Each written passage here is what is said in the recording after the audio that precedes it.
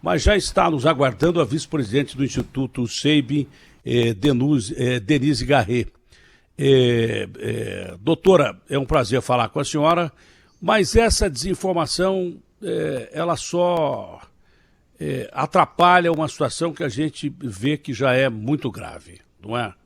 Se você tem uma proteção de 50%, as pessoas têm que entender que é melhor que nada e que tem que tomar. Porque senão você dá a chance ao vírus dele se multiplicar e tornar outra coisa que ele já não é hoje. E eu já perguntei para cientistas que primeiro responderam sim, da Atena. A vacina que eu tenho, ela é eficiente para variação que foi sequenciada no Reino Unido. Aí apareceu outra na África, outra em Manaus, outra nos Estados Unidos. Eu fiz a mesma pergunta. A resposta já não foi tão contundente. Foi um talvez. E a gente não sabe. Quanto mais a gente fica brincando de politizar a vacina, mais tempo a gente dá para o vírus se adaptar ao ser humano. E ele não quer matar o ser humano, ele quer sobreviver. E para isso ele tem que replicar, e para isso ele tem que mudar.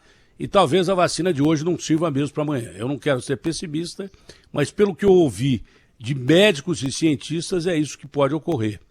Então é bom a gente parar com brincadeira e começar a falar sério. E dar logo os números, e divulgar logo os números, e parar de brincar com a saúde popular, porque isso não ajuda ninguém. Doutora Denise, é um prazer recebê-la aqui. O prazer é meu, muito feliz de estar falando com você. E você está 100% correto, Datena. A gente tem que começar a vacinação o mais cedo possível. Quanto mais tempo a gente demorar para controlar essa epidemia, essa pandemia, mais chances a gente dá para o vírus se replicar, mutar. Temos aí uma nova variante que é muito mais contagiosa e pessoas estão morrendo. E independente, você também está certo quando fala que é o que temos. Independente da eficácia que eles vão anunciar hoje, que vai ser muito menor que 78%, independente, a vacina vai proteger, todo mundo tem que tomar a vacina. Todo mundo tem que tomar a vacina. Pode falar. Você ia fazer uma pergunta? Não, tem um ângulo. Não, eu ia fazer uma afirmação até para ajudar a senhora a desenvolver o raciocínio. Depende do ângulo que você vai informar. Se naquela reunião que o Dória não estava aqui, ele foi embora, porque se ele soubesse que a eficácia era mais de 70%, ele ficava. Ele não ia perder essa oportunidade. Deu no pé, foi para Miami. Mas se de repente é anunciado pelo Dimas Covas que, olha, a nossa vacina não tem a eficácia da Pfizer-BioNTech, mas ela tem outras vantagens de armazenagem e tal, e a principal delas é que ela é mais segura. Foi o que o doutor Boulos disse aqui. A vacina com vírus morto, ela é mais segura do que a tecnologia avançada de RNA. Então você fala assim, eu tenho uma vacina que não protege tanto quanto a outra, mas ela é mais segura e mais eficaz você tomar. Porque o povo, pelo que eu estou sentindo, primeiro, não está confiando e tem muita gente com medo de tomar a vacina. As pessoas têm que entender que essa vacina é uma vacina muito segura. Mas muito segura, porque a gente já toma essa vacina faz tempo. Essa vacina é uma plataforma que a gente conhece, é uma plataforma segura, com certeza. As outras vacinas de RNA também são seguras, os dados de segurança são bons, mas com certeza não há nenhuma dúvida quanto à segurança da vacina com vírus inativado. Além de ser uma vacina que é mais fácil de distribuir num país como o Brasil, então pode ter um impacto maior. A única diferença entre uma vacina com 95% de eficácia e uma vacina com 50% ou 60% de eficácia é que nós vamos, para a vacina com eficácia menor, nós vamos precisar vacinar uma porcentagem muito maior da população para a gente poder parar a transmissão. Na vacina de 95%, se eu vacinar 50% da população, é o número estimado para se parar a transmissão do vírus naquela população. Uma vacina com 50% ou 60%, o número estimado para a gente parar a transmissão do vírus na população é de quase 100% da população precisa ser vacinada. Por isso que é importante ressaltar que todos devem ser vacinados. E a figura que eu uso, um exemplo para ilustrar isso, é como se fosse a de 95%, eu tenho ali uma Ferrari. Eu vou chegar rápido lá na minha linha de chegada. A de 50% pode ser um Volkswagen, um Uno, mas que também vai me levar aonde eu quero chegar. Pode demorar um pouco mais, mas vai me levar onde eu quero chegar. E principalmente uma coisa importante que parece ser verdade para essa vacina e é verdade também para as outras, para a da Pfizer e da Moderna,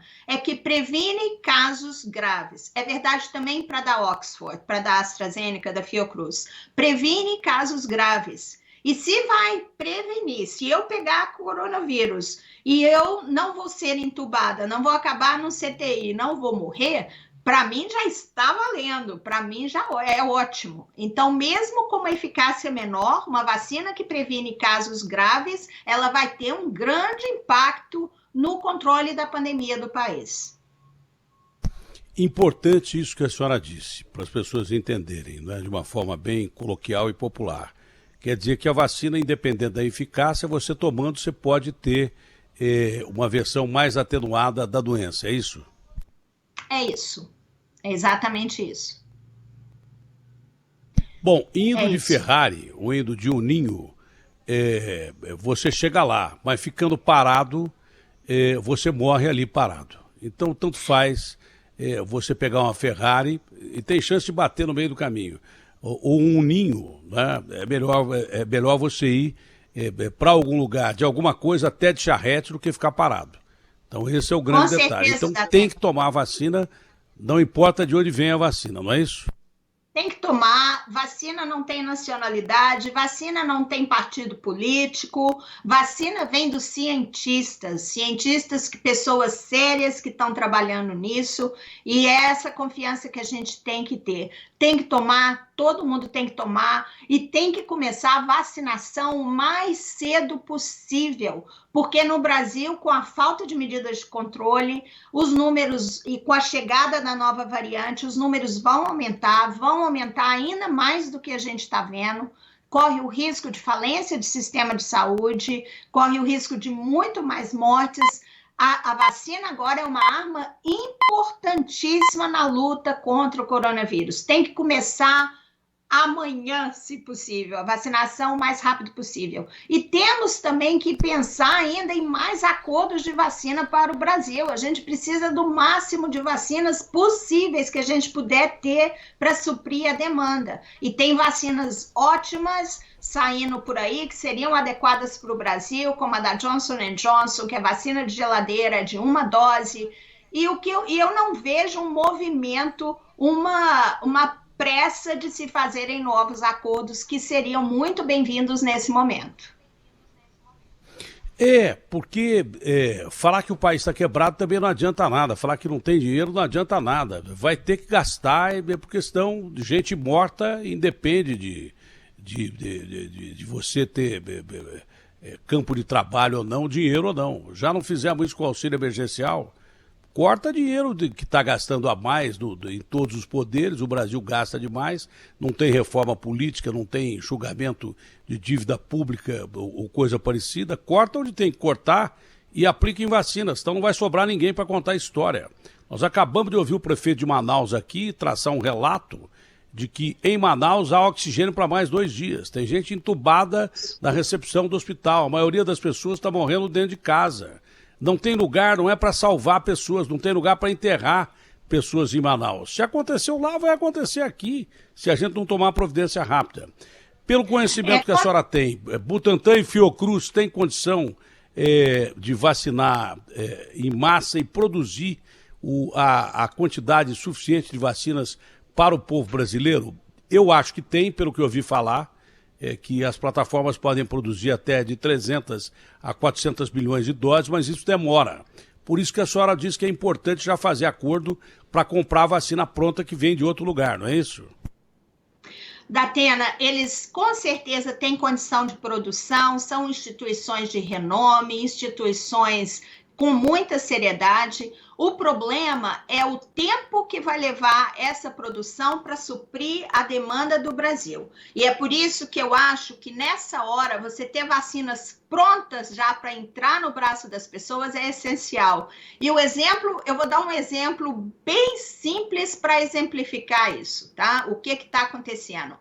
Uma coisa é você ir numa loja, comprar uma roupa, já sair de lá com a roupa para você usar hoje à noite. A outra coisa é você ir na loja, comprar um pano, levar a roupa para a costureira e experimentar a roupa, depois ir pegar a roupa para você poder usar a roupa. Essa é uma comparação bem simples, mas a necessidade de se ter doses disponíveis agora é imperativo. Nós temos uma variante nova que já chegou no Brasil, que está sendo algo assim muito pior do que esperado. Essa variante, Datena, na Irlanda, há 9 semanas atrás, tinha 9%. Em 3 semanas, pulou para 27% do número de casos. E em 3 semanas, para 47%. Ou seja, é um crescimento exponencial. A gente não pode esperar. Não temos a luxúria de esperar. Tem que ser implementado medida de controle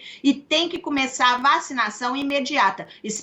Ficar esperando produção para suprir a demanda, isso é algo que vai custar vidas. E só um adendo quanto ao exemplo de Manaus. Eu estava aqui esperando quando o Agostinho estava falando sobre Manaus. Eu quero só dizer uma coisa sobre isso. Todas as pessoas, todos, até mesmo cientistas, que defenderam imunidade de rebanho sem vacina, deveriam agora ir em público e se retratar. Porque a gente sabia que não existia, pessoas defenderam e agora nós estamos vendo aí de novo essa situação horrorosa e inaceitável em Manaus. A vacina leva a imunidade de rebanho o mais rápido possível. Quanto mais gente você vacinar, com eficácia ou sem eficácia, que você consegue a imunidade de rebanho. Esse é o detalhe. Agora tem uma pergunta que é uma curiosidade. Eu tenho um livro aqui sobre a gripe espanhola. Eu comprei aleatoriamente muito antes da pandemia, dei uma passada de olhos, não me interessava muito, não li, agora que me interessou ler sobre a gripe espanhola. O que aconteceu com a gripe espanhola é que, de repente, o vírus sumiu. As condições eram outras da época, né? As condições do mundo, primeiro que o mundo tinha 2 bilhões de habitantes, hoje tem 8 bilhões. A doença vinha de navio, hoje vem de avião, ou veio de avião, se espalhou com muito mais facilidade, né?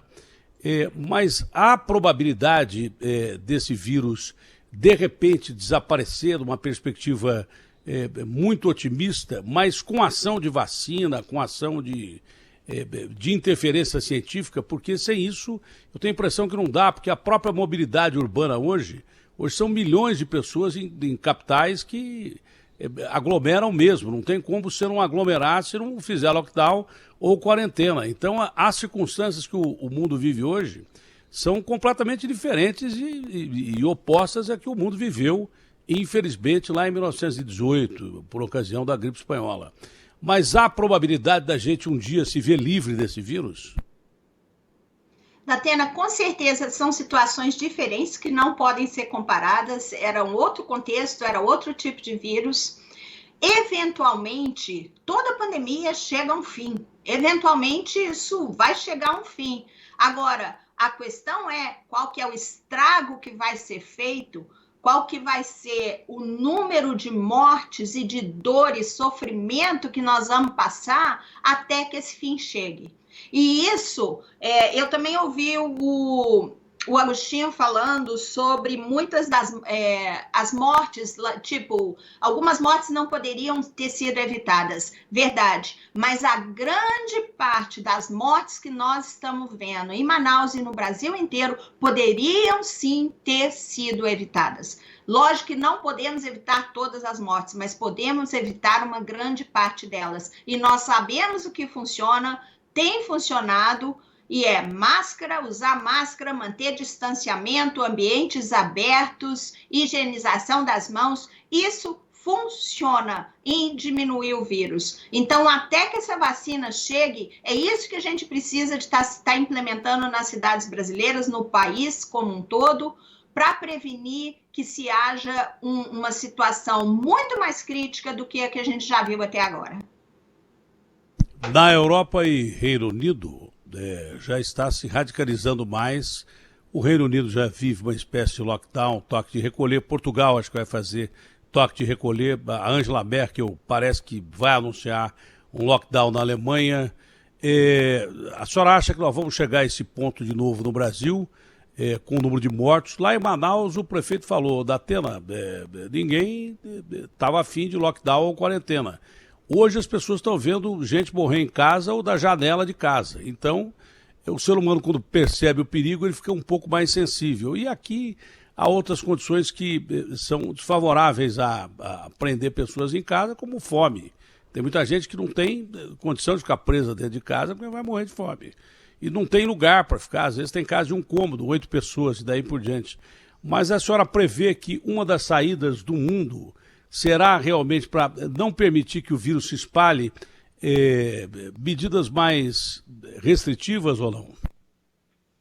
Olha, Datena, o lockdown é uma medida de emergência, não pode ser alguma coisa que vá durar por muito tempo, mas em determinadas situações é indicado, com certeza, para diminuir a transmissão do vírus e evitar e também proteger o sistema de saúde, né? Evitar o colapso do sistema de saúde. Porque você disse que o prefeito mencionou que as pessoas estão vendo outros morrerem em casa, não estão indo no hospital. A situação pode, sem querer ser muito dramática, mas a situação pode chegar ao ponto de você começar a ver pessoas morrendo na rua. Porque se essa nova variante se instalar no Brasil, da maneira que se instalou na Irlanda e da maneira que se instalou no Reino Unido, a situação vai piorar muito. E com a vacinação, que ainda bem que temos vacinas, mas com uma vacinação que parece não vai ser tão rápida quanto a gente gostaria que fosse, a gente tem que estar implementando outras medidas de controle para poder salvar vidas até que a vacinação seja feita com mais rapidez, né? Que a gente tenha mais pessoas vacinadas. Tem uma outra complicação que eu li no jornal francês, é que já se descobriu que tem muito mais gente morrendo nessa onda dentro do sistema hospitalar, médicos e enfermeiros, pessoal de hospital, do que morreu gente na primeira onda. Está morrendo mais gente agora. Eles não sabem bem o que é, porque hoje tem EPIs que não havia no começo, tem equipamento de proteção. Muitos dizem que é por causa do cansaço do pessoal da linha de frente, que não toma os cuidados devidos como deveria tomar e tomava antes, e não é absolutamente desprezível isso, porque as pessoas não aguentam mais. Tem gente que já pegou a Covid, a maioria já pegou, e voltou, quase morreu e voltou à linha de frente. São verdadeiros heróis. Então, uma das possibilidades é que não está havendo o cuidado necessário e também a quantidade de pessoas que começa a chegar nos hospitais não permite que haja todo o ritual necessário de proteção. E essa doença, ela mata principalmente porque ela colapsa o sistema. Quando não tem oxigênio lá em Manaus, o sistema está colapsado. Quando não tem onde atender as pessoas, o sistema está colapsado. Se a gente começar a perder mais gente de linha de frente, o sistema está colapsado. É por isso que eu fiz uma coluna no Metro hoje, muito pessimista, e eu não gosto de ser pessimista, mas foi muito pessimista, dizendo que a gente pode estar vendo apenas o começo de uma coisa muito triste, de um filme muito pior do que a gente já viu se a gente não tomar cuidado. Eu não sei se a senhora compartilha dessa ideia ou se é mais otimista do que eu. Infelizmente, eu não sou mais otimista que você nisso, Datena, apesar de também ser uma pessoa extremamente otimista. Mas eu acho realmente que a situação vai piorar. E a situação é a seguinte: com essa nova variante, apesar da nova variante não ser mais virulenta, não matar mais, pelo fato dela transmitir mais rápido, infectar mais pessoas, no fim ela vai causar mais mortes do que uma variante que fosse mais letal. Porque a infecção das pessoas cresce de uma maneira exponencial. No Reino Unido, em 3 semanas, o número de casos triplicou. E quando o número de casos triplica ou maneira exponencial, é exatamente o que você falou. O sistema de saúde não tem como prestar a assistência que devia, vai colapsar o sistema de saúde e o número de mortes vai aumentar e muito. Além do que, a gente sabe também que essa nova variante, ela transmite melhor em crianças do que a variante original. Então, as notícias não são boas, e é urgente que se implemente medidas de controle e vacina imediatamente para todos. Doutora, muito obrigado. De minha parte, eu me considero satisfeito. A senhora queria acrescentar mais alguma coisa? Não, eu acho que é isso. Agora vamos aguardar o anúncio lá da real eficácia, né? Porque maquiaram os dados no anúncio passado para parecer melhor do que é. Vamos aguardar esses dados agora e, independente do que for os dados, a recomendação é todos devem se vacinar e vacinação deve começar o mais rápido possível. Foi um prazer estar aqui com vocês. O prazer foi todo nosso e muito obrigado. Foi uma entrevista muito explicativa e muito bacana, fácil de entender. Obrigado, doutora. Obrigada.